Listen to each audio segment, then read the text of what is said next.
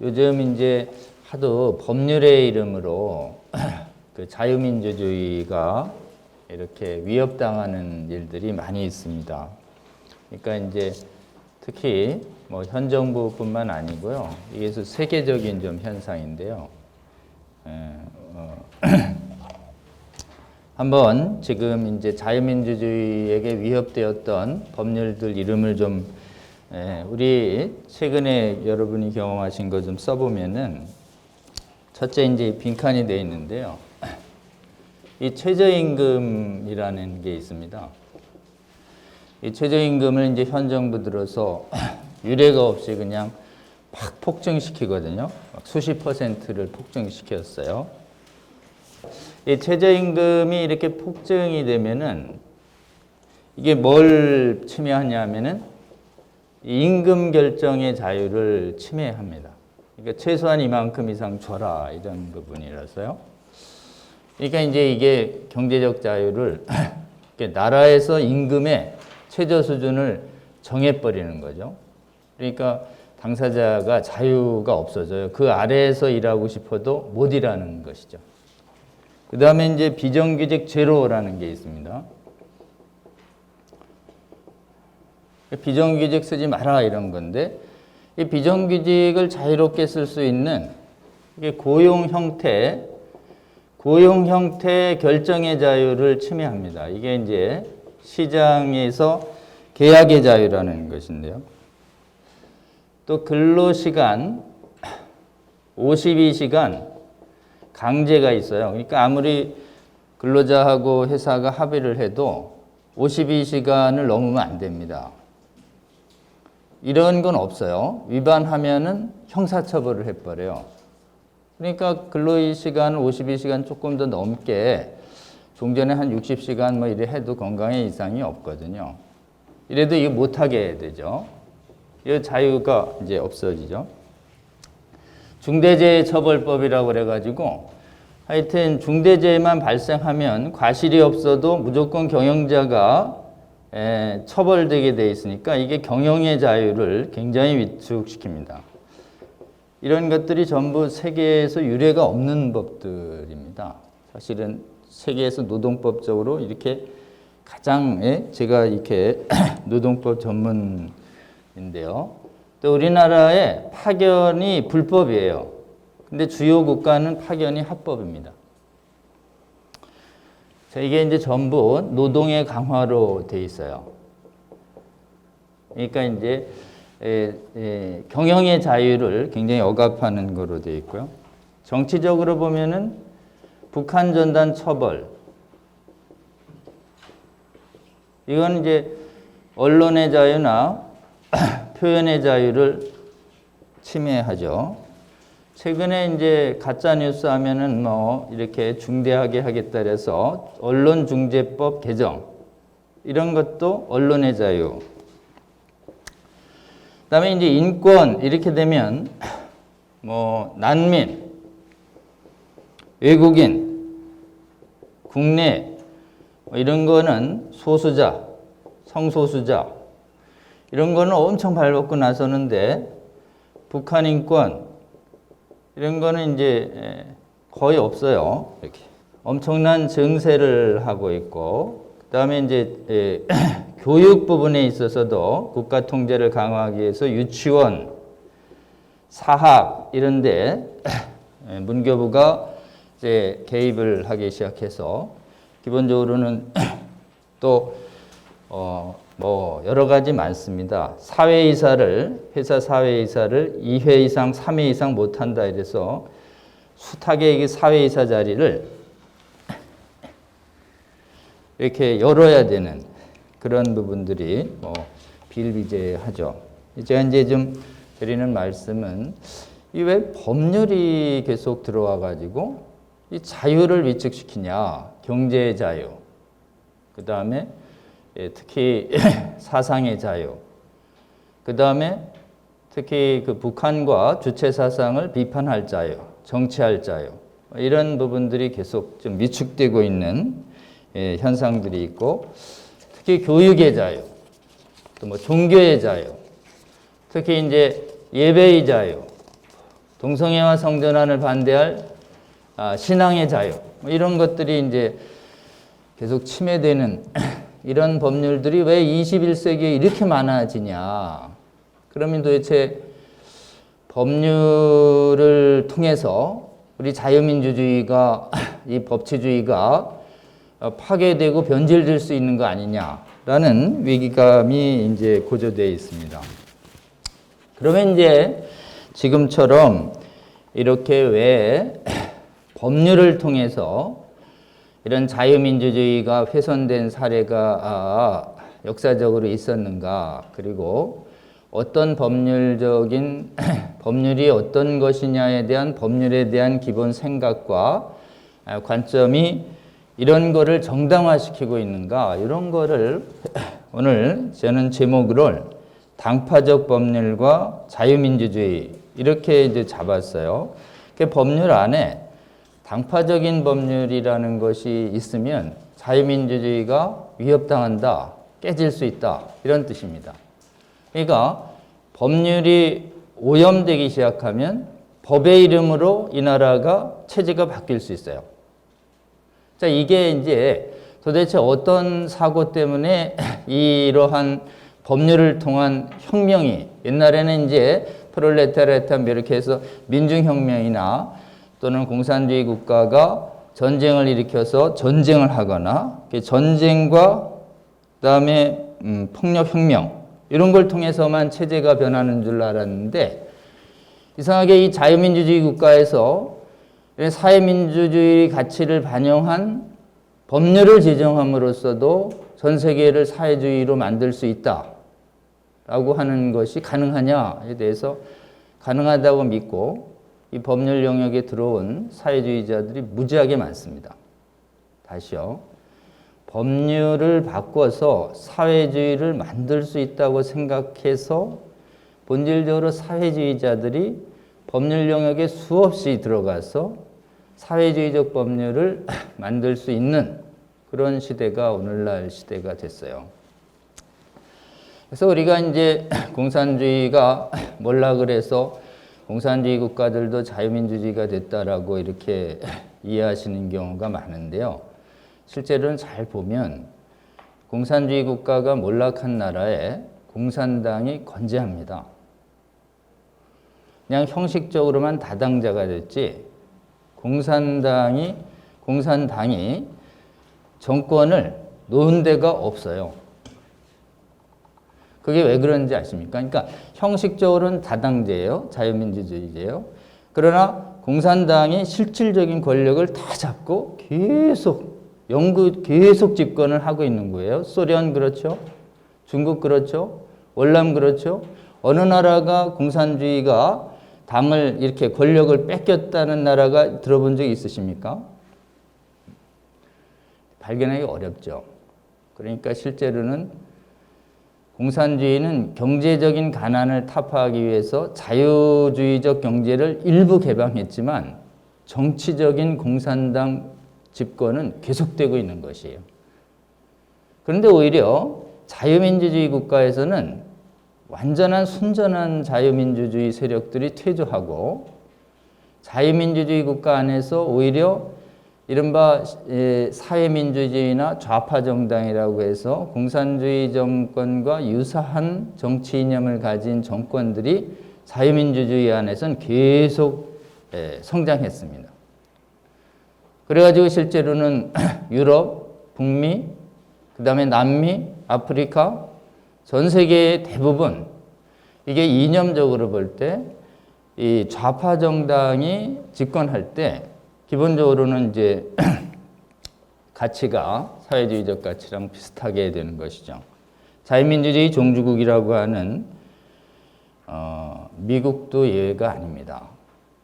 미국도 샌더스가 이게 사회주의적 가치를 가졌는데 대선 후보까지 가지 않습니까? 그러니까 그러면 전 세계적으로 볼 때 순수한 자유민주주의적인 가치를 가지고 있는 나라는 굉장히 좀 소수화되어 있다. 이렇게 좀 인식할 필요가 있습니다. 이게 왜 그러냐면 이게 왜 그러냐면 이 법률이 변질되기 시작했기 때문에 그렇습니다. 법률이 자유민주주의 안에서 있어야 할 본래적인 법률이 아니라 사회주의적 가치를 담은 법률이 자유민주주의 국가에 제정되면서부터 실제로는 자유민주주의 국가, 사회주의 전통 사회공산주의 국가는 다당제 형식으로 변질했지만 공산당의 연속 집권이 가능해지는 시대가 됐고, 자유민주주의 국가에는 사상의 자유를 통해서 공산주의 사상이 자유롭게 사회주의 사상이 변질되면서 실제로는 사회주의적 가치를 지지하는 좌파 정당, 진보 정당들이 많아지면서요. 실제로는 지금 전 세계는 사실은 사회주의 전성시대입니다. 지금 사회주의 전성시대예요. 그냥 공산주의 국가에서는 원래 공산당이 집권하고 있고, 자유민주주의 국가에서는 진보 정권, 그러니까 전 세계적으로 비슷해져 가고 있는 이 시대에 놓여져 있는 것이죠. 자, 이럴 때 전 세계의 각국에서 가장 위협당하는 것은 사실은 진정한 자유입니다. 자, 이제 진정한 자유가 위협당할 때요, 교묘하게도 법률을 오염시켜서 법률 안에, 자유민주주의 국가 안에 자유를 뺏는, 자유민주주의 국가 안에서 자유를 뺏는 법률을 가능하게 하는 이런 법 철학이 있습니다. 그 법 철학에 대해서 여러분하고 한번 좀 나누려고 합니다. 법률에 대한 양대 철학이 있어요. 첫 번째 철학이 뭐냐면은 상대적이냐, 보편적이냐에 대한 질문이에요. 대부분은 이제 사람들은 법은 시대와 상황에 따라서 변한다를 이걸 상대성이라고 그래요. 그래가지고 여기 보면은 시대와 장소에 따라 변한다. 요게 이제 진화론이 만들어내는 철학입니다. 물질이 다 변하니까 물질의 상부 구조인 법률과 윤리도 계속 변한다. 영원히 변하지 않는 건 없다. 이 진화론적 사고를 받아들이면서 상대적 규범론이 자유민주주의 국가에서도 보편화됐습니다. 그리고 우리가 무심코 쓰는데요, 아직 사회적 합의가 없다 이렇게 얘기하는데요. 그럼 사회적 합의가 되면 법 만들 수 있다 이런 생각이거든요. 법이 사회적 합의다라고 사회적 합의만 하면 법이 정당하다. 이런 사고 굉장히 위험합니다. 그러면 그 사회의 다수가 잘못된 생각을 하면 잘못된 법을 만들어도 된다. 이런 사고로 이어지거든요. 그러니까 이 법은 무슨 뜻이냐면 다수의 인간이 결정하면 이게 민주죠. 민주가 다수가 결정하면 어떤 법률도 정당하다. 이런 굉장히 이래 되면 이제 다수의 국민이 어리석게 미혹을 당해가지고 이상한 법률을 만들어도 괜찮고 또 소수의 지배층이 다수의 국민을 의식을 조작해서 다수 국민으로 하여금 이상한 법률을 지지하도록 조작해도 괜찮다는 사고가 되는 것이죠. 그래서 이런 사고를 뭐라고 하냐면 법이 인간을 만드는 것이다. 이걸 실정법 우선 사상이라고 해서 법실정주의라고 이렇게 얘기합니다. 이 사고가 굉장히 많이 퍼져 있는데요. 이 사고는 굉장히 위험합니다. 왜냐하면은 분별력 잃은 다수 인간의 나쁜 결정에 법의 정당성을 부여하기 때문에 그렇습니다. 그래서 역사적으로 보면은 인간의 자유와 인권을 박탈하고 인간을 억압하는 악법도 이 법에 의하면 이게 가능해지는 것이죠. 그래서 이제 저도 대학 다닐 때 헌법은 국민의 결단이다 이래 배웠어요. 그럼 국민이 나쁜 결단해도 헌법이냐? 국민의 결단이라고 하면 나쁜 결단을 해도 헌법이라는 이런 게 나오죠. 근데 문제는요, 자유민주주의를 파괴했던 양대 세력이 있는데 그게 여러분 잘 아시듯이 나치하고요, 공산주의입니다. 근데 이 나치하고 공산주의가 전부 의회를 장악을 합니다. 그래서 전쟁과 학살과 수용소 전부 뭐로 만드냐? 법 만들어서 유대인 재산 뺏고 법 만들어서 유대인들과 반공주의자들을 전부 수용소에 가두고 학살하는 거예요. 그러니까 전부 법치주의를 한 겁니다. 그러니까 이 법이 그렇게 무서운 것이에요. 그러니까 이런 사고를 가지면 인간이 사회적 합의만 하면 괜찮다라는 이 사고를 하면 다수가 악법을 지지하는 걸 못 막습니다. 그러니까 이 사고가 굉장히 위험한 사고예요. 이걸 인본주의적 법률관이라고 그래요. 인간의 법을 제정하는 것이고 인간의 법을 창조하는 것이고 인간 다수가 결정하면 다 옳다 이런 거죠. 굉장히 성경적으로 볼 때는 교만한 사고입니다. 그래도 인간이 아무리 다수가 결정해도 한계가 있다는 사고가 2차 대전 직후에 나옵니다. 아니 인간이 결정해도 뭐 한계가 있는 거 아니에요? 내재적 한계, 뭐 여러 가지 한계 이렇게 해서 나온 게 이런 법률관입니다. 인간의 의지와 관계없이 객관적으로 존재하는 타당한 기준, 객관적으로 존재하는 타당한 기준이라는 게 있다. 시대와 문화와 관계없이. 이 타당한 기준을 인간의 이성과 양심으로 발견해서 그 법을 묘사하는 것이 정당한 법률이지 인간이 자의적으로 만드는 게 법이 아니다. 이런 뜻이에요. 그러니까 이거를 발견설이라고 그래요. 여기는 창조라고 그러고 여기는 발견이라고 그래요. 그렇기 때문에 사실은 이런 관점을 가져야 권력의 오남용을 막습니다. 그러니까 인간이 만든 아무리 법이라 하더라도 이성과 양심이 볼 때 악하다 그러면 악법으로 해서 법을 폐기할 수 있는 힘이 어디서 나오느냐 하면 사실은 이 법에서 나오는 것이에요. 악법을 폐기하고 악법을 막아야 된다는 사고는 무의식적으로 뭐에서 나오느냐? 선악의 기준이 객관적으로 인간 다수 결정과 관계없이 존재한다는 사고에서 나오는 것입니다. 이런 사고를 뭐라고 하냐면 사상사에 2차 대전 직후에 인간이 너무나 법률로 끔찍한 범죄를 한 뒤에 인간 다수와 국가에 모든 정당성을 부여하면 안 되는구나. 그러면 뭐 국익을 위해서 마구 살인해도 됩니까? 라고 생각하는 사람들이 있어요. 국익을 위해서는 뭐 사람을 막 죽여도 되고 이런 거 있어요. 이게 국가를 우상시하기 때문에 세고난 방식입니다. 그러니까 우리가 애국은 해야 되지만 국가가 전능하지가 않습니다. 그 국가가 뭐예요? 지금 악한 자가 국가를 지배해서 국가의 명령이라고 얘기하면 국가의 이름으로 살인도 하고 악행을 해도 괜찮다는 것이에요. 이게 문제인 것이죠. 그러니까 국가 자체도 주권 사버런티를 갖고 있지만 국가 자체도 넘어설 수 없는 선이 있다. 그게 선악의 기준이 있다는 사고가 이게 자연법적 사고예요. 인간이 아무리 다수가 결정해도 악한 건 악한 것이다 라고 하는 것이죠. 이거를 다수 국민들이 좋아할까요? 안 좋아할까요? 뭐 인간이 다수가 결정하면 다 하는 거지 뭔 한계가 있어. 이렇게 해서 교만한 인간이 이거 싫어합니다. 사실은. 특히 국가주의적 사고를 가진 사람들이 이걸 싫어합니다. 국가는 최선이다 이런 사고를 갖고 있으니까 국가의 이름으로 자행하는 악행에 이게 눈을 감는 것이에요. 이게. 이래 되면 이제 부도덕한 국가가 되는 것이에요. 불량 국가가 되는 것이죠.